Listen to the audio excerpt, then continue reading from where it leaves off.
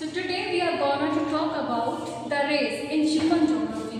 तो एक्चुअली में रेस होती क्या है? Race refer to a group of people, एक ग्रुप ऑफ पीपल को रिफर करती है जो कि शेयर करते हैं इनहेरिटेड फिजिकल कैरेक्टरिस्टिक्स। इनके पास जो है एक फिजिकल कैरेक्टरिस्टिक होगी, जैसे नोज कैसी होगी उनकी, स्किन कलर वहाँ का कैसा होगा, हेयर्स कैसे होंगे उनके, तो ये एक प्रॉपर रेस में आएंगे।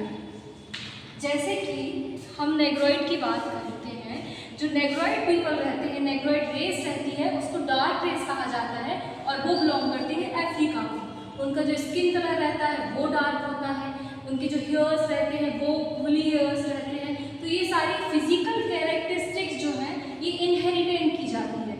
वो रेस हमें केवल अफ्रीका में मिलेगी। अगर हम यूरोप के साइड जाएंगे तो हमें कोई और रेस मिलेगी, और हम ईस्टवर्ड आएंगे तो हमें कोई और मिलेगी, वेस्टवर्ड जाएंगे तो हमें कोई और मिलेगी। इसलिए उस पर्टिकुलर ग्रुप ऑफ पीपल जो कि इनहेरिटेड फिजिकल कैरेक्टरिस्टिक्स हैं, जैसे कि स्किन कलर हो गया, हेयर टेक्सचर्स हो गए, फेशियल फीचर्स हो गए, जैसे नोज कैसी होगी, आइज कैसी होगी, बोन स्ट्रक्चर हो गया, ये सारी चीज़ एक पर्टिकुलर रेस को डिफाइन करती हैं।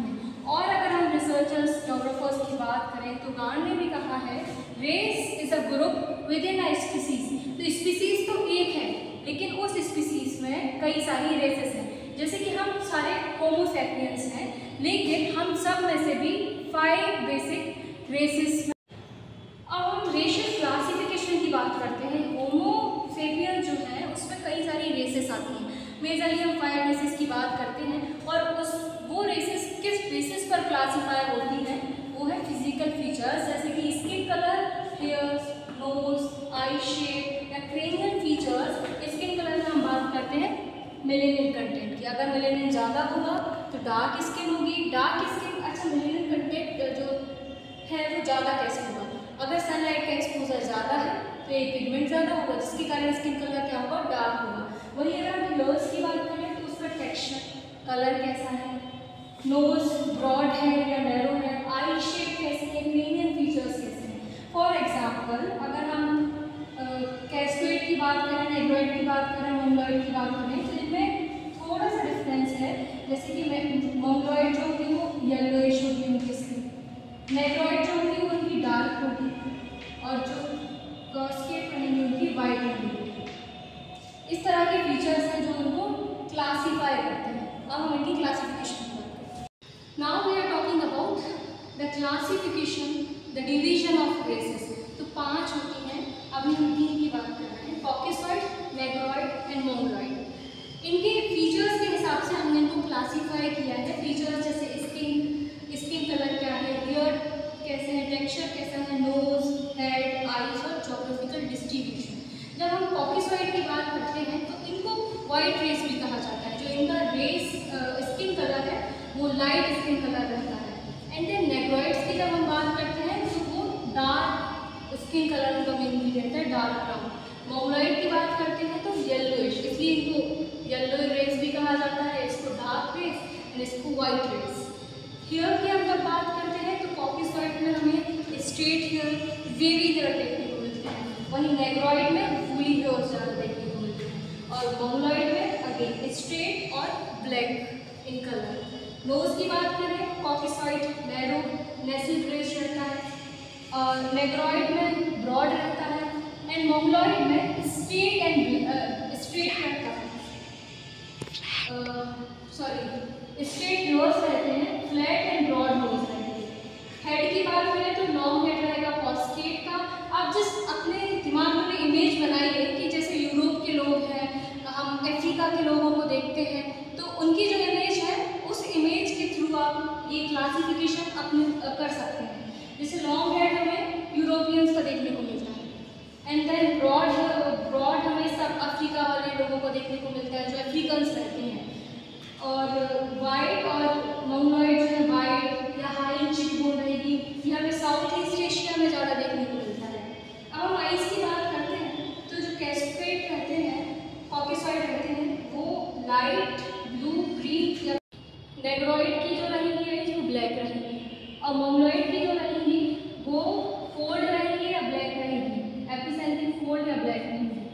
और वहीं ज्योग्राफिकल डिस्ट्रीब्यूशन की हम बात करें, जो कॉकेसॉइड रहते हैं वो हमें यूरोप, नॉर्थ अफ्रीका, वेस्ट या सेंट्रल एशिया में देखने को मिलते हैं। वहीं नेग्रॉइड जो रहते हैं वो सब सहारा अफ्रीका या अमेरिका में देखने को मिलते हैं। मोंगलोइड जो है वो ईस्ट साउथ ईस्ट एशिया या ईस्ट सर्बिया रीजन में देखने को मिलते हैं। अब हम बाकी की 2 रेस की बात करें, एस्ट्रोलॉइड और कैपॉइड। इनमें हम बात करते हैं तो हम जो इंडियंस हैं वो इस रेस में आते हैं एस्ट्रोलॉइड्स में। तो हम अपने हिसाब से भी देख सकते हैं, जैसे स्किन जो है हमारी डार्क या ब्राउन रहती है, ईयर्स जो है वो वेवी रहते हैं, नोज ब्रॉड या फ्लैट रहती है, हेड जो रहता है वो लॉन्ग रहता है मेजरली, एंड देन जो आईज रहती है black brown to dark brown. Geographical देखें तो Australia, Melanesia and some part of India. Capoid की बात करें इसको हम बुशमैन रेस भी बोलते हैं। लाइट येलोइश स्किन रहेगी, ईयर्स जो है वो पेपरकॉर्न रहेंगे, एंड जो नोज रहेगी वो ब्रॉड रहेगी, हेड जो रहेगा वो लॉन्ग रहेगा, आईज जो रहेंगी वो ब्लैक टू डार्क ब्राउन रहेंगी। एंड ज्योग्राफिकल डिस्ट्रीब्यूशन की बात करें तो ये कालाहारी डेजर्ट में हमको देखने को मिलेगी। और अगर आप आंसर राइटिंग करते हैं तो this world map is must, ठीक है। तो आप रेशियल डिस्ट्रीब्यूशन इस वर्ल्ड मैप के थ्रू बताते हैं। तो हम देखते हैं जैसे ये वाला जो एरिया है इस तरह से लाइन की है, ये एरिया शो कर रहा है मोंगलोइड्स को। सेम इधर ये भी एरिया जो है मोंगलोइड को शो कर रहा है, नॉर्थ अमेरिका मोंगलोइड को शो कर रहा है।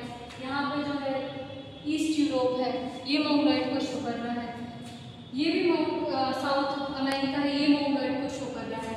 एंड यहाँ पे जो कुछ पार्ट है यूरोप, सॉरी ये एशिया साइड मोंगलोइड और यहाँ यूरोप साइड जो है ये कॉकेसॉइड हमें देखने को मिलते हैं। अगर हम थोड़ा सा नीचे अफ्रीका में आते हैं तो कैपॉइड हमें देखने को मिलते हैं, और साउथ अफ्रीका में अगर हम आते हैं तो नेग्रॉइड देखने को मिलते हैं। यहाँ ऑस्ट्रिया में जो है हमें ऑस्ट्रॉइड देखने को मिलते हैं, इंडिया के कुछ रीजन में हमें ऑस्ट्रॉइड देखने को मिलते हैं। तो ये जो रेसेस हैं इनका वर्ल्ड डिस्ट्रीब्यूशन का ये डायग्राम है, ये हमें you have to mention this diagram in your answer writing to gain more marks. अगर हम कंक्लूजन की बात करते हैं तो जो रेस है वो अभी मॉडर्न ज्योग्राफी के अकॉर्डिंग बिल्कुल बायोलॉजिकल के बियॉन्ड है, बायोलॉजिकल क्लासिफिकेशन के बियॉन्ड है। आज जो ह्यूमन डिफाइन होता है वो कल्चर के बेस पे डिफाइन होता है, वो हिस्ट्री के बेस पे डिफाइन होता है rather than physical characteristics. For example जैसे हम ह्यूमन ज्योग्राफी में बात करते हैं इन्वायरमेंटल डिटर्मिनिज्म की, तो जो रैडजेल थे the profounder of that environmental determinism, उनकी जो स्कॉलर थी पीसी सैमुअल, उन्होंने अपनी स्टडी में बताया था कि ये जो जापान के लोग हैं इनका जो फिजिक्स है वो जो हाइट है वो काफ़ी स्मॉल रह जा रही है, लेकिन जब वो माइग्रेट करते हैं यूरोप की कंट्रीज़ में तो जो उनकी फिजिक्स है वो काफ़ी स्ट्रॉन्ग हो जाती है, उनकी जो हाइट है वो काफ़ी इंक्रीज कर जाती है। तो दैट यूनेस्को ने भी बोला है कि there is only one race, the human race. Thank you.